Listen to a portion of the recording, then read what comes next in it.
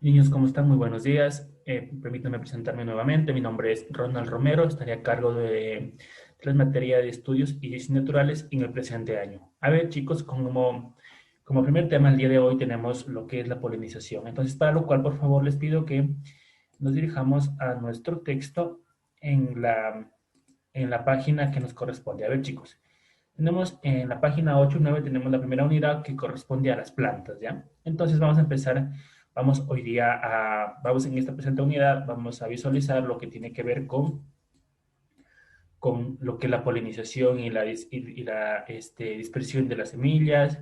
Vamos a aprender también lo que son los tipos de plantas según el grosor del tronco, ¿ya? Muy bien, chicos, como les comentaba, hoy vamos a empezar con la primera clase, que es la polinización. Esto, por favor, en la página 10 y la página 11. Sí, por favor. Así que, para una mejor comprensión, nos vamos a dirigir a estas páginas para que ustedes puedan un poco irse ubicando, dependiendo de la clase que estemos, por favor. ¿Listo? A ver, entonces, vamos a la página que nos corresponde, que es, yo en mi caso, por favor, chicos, voy a ingresar a una pequeña página para un poco ir orientándonos, ¿ya? Así que por favor, vayamos ustedes guiándonos con su texto mientras yo voy en la parte del libro. ¿Listo? Vamos, entonces, chicos, hoy vamos a hablar de lo que es la polinización.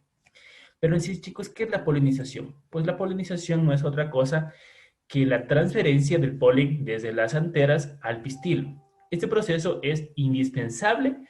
¿Para qué? Para la fecundación, que no es más que la unión de las células, tanto masculina como femenina, en las flores. Como resultado de esta fecundación entre ambas células, que es femenina y masculina, nos da lo que es la semilla.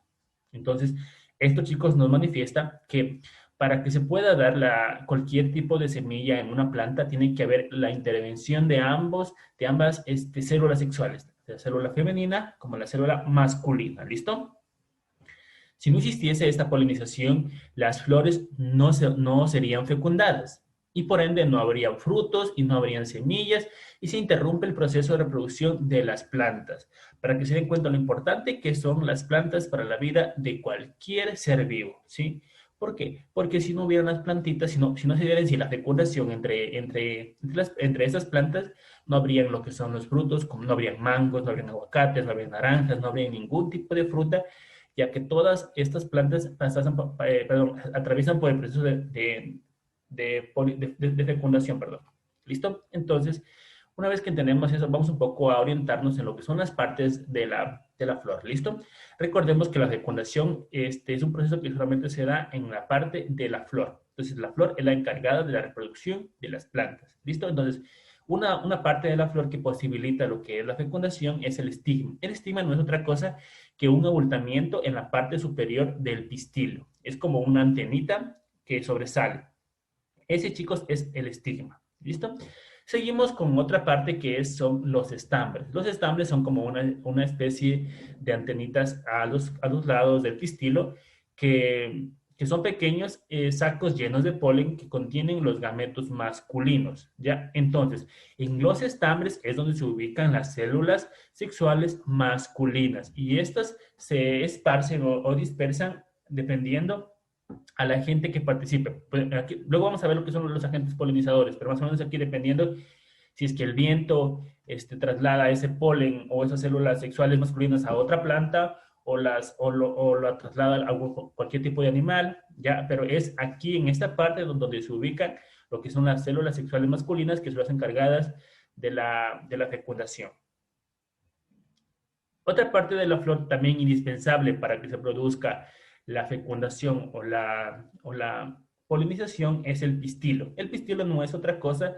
El pistilo también puede ser llamado como gineceo, que es el órgano femenino de la planta. Es decir, que en el pistilo es donde tienen que ingresar estas células que estaban en los estambres, las células sexuales masculinas que estaban en los estambres tienen que ingresar al pistilo para que se produzca lo que es la fecundación. Entonces, nos podemos dar cuenta que esta parte podría decirse que es la que tiene un poco más relevancia con respecto a las demás partes, ya que es aquí donde se produce o donde se tendría que desarrollar lo que es la fecundación. De igual forma tenemos el ovario. El ovario es la última fase o la parte donde llegan ya las células sexuales masculinas y femeninas y donde estos empiezan a fecundar y se empieza a formar lo que es la semilla o el fruto que se formará posteriormente. Recordemos también que el ovario se encuentra en la parte interior o en la parte baja del pistil. ¿Listo? Entonces también vamos también a conocer lo que son los tipos de polinización. ¿Ya?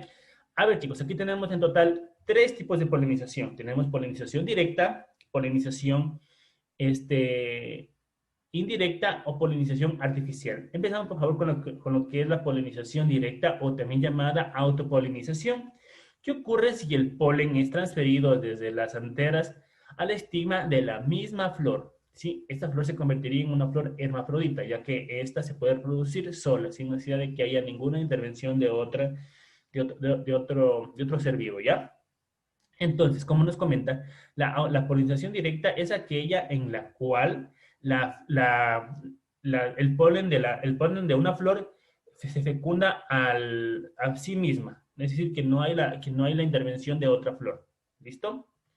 Por su parte, en cambio, la polinización cruzada ocurre si el polen es transportado por agentes polinizadores desde una flor hasta otra flor de la misma especie. Ojo, esta parte es muy importante. Tiene que ser de la misma especie. Para que se pueda dar la fecundación, digámoslo así, en una planta de limón, los agentes polinizadores tienen que transferir el polen desde una flor a otra flor, pero que sea de limón, obviamente, ¿sí? Entonces, aquí intervienen lo que son, niños, los agentes polinizadores, ¿ya? Ellos son los encargados de transportar este polen hacia otras flores, pero siempre y cuando esté cerca, porque el polen no puede viajar kilómetros y kilómetros, sino que tiene que estar en un lugar cercano para que se pueda dar la fecundación. Y dense cuenta que la naturaleza es tan sabia que hoy en día ya ha creado mecanismos para que los agentes polinizadores, que en ese caso pueden ser animales, el viento, el viento o el agua, se lleven la mayor cantidad de polen desde las plantas. Por último tenemos lo que es la polinización artificial. Esta polinización o este proceso es realizado por el ser humano propiamente, ya que el ser humano a través de cualquier instrumento, puede ser como pueden visualizar, puede ser una brochita o algún pincel, pues toma el polen con el pincel y lo coloca en el estigma de otra flor. Es muy utilizada en lo que son investigaciones agrícolas y en el cultivo de flores. Generalmente, este proceso lo realizan en laboratorios o en granjas agrícolas con la finalidad de mejorar lo que es la producción de cualquier tipo de planta. Como les comentaba, dentro de lo que son los 3 tipos de polinización intervienen los agentes polinizadores. Hay plantas que pueden ser polinizadas por el agua al llover. El agua arrastra los granos del polen al interior de una flor. Entonces, el agua de la lluvia es un tipo de agente polinizador, ya que el agua lo que hace es que traslade ese polen hacia otra flor o hacia la misma flor, para que se den cuenta. Muchas plantas son polinizadas por el viento, que llevan los granos de polen a las flores de otras plantas. No es tan eficaz, ya que muchos granos de polen son desperdiciados al llegar al pistilo de otra flor. Como pueden visualizar, cualquier tipo de agente polinizador no es tan eficaz en cualquier medio, ¿ya? Entonces, pero siempre habrá un tipo de agente polinizador que es mucho más eficaz que el otro. Aunque la mayoría de las plantas con flores son polinizadas por los animales, como por ejemplo insectos, aves o murciélagos, para que se den cuenta que todos los animales tienen una forma por la cual son importantes, ¿listo? Para que se den cuenta que los murciélagos no solamente son animales malos, también sirven para algo, que es la polinización. Entonces son muy importantes, ya que son los que permiten que las plantas se generen y puedan estas hacer el intercambio gaseoso para que nos den oxígeno y los puedan respirar.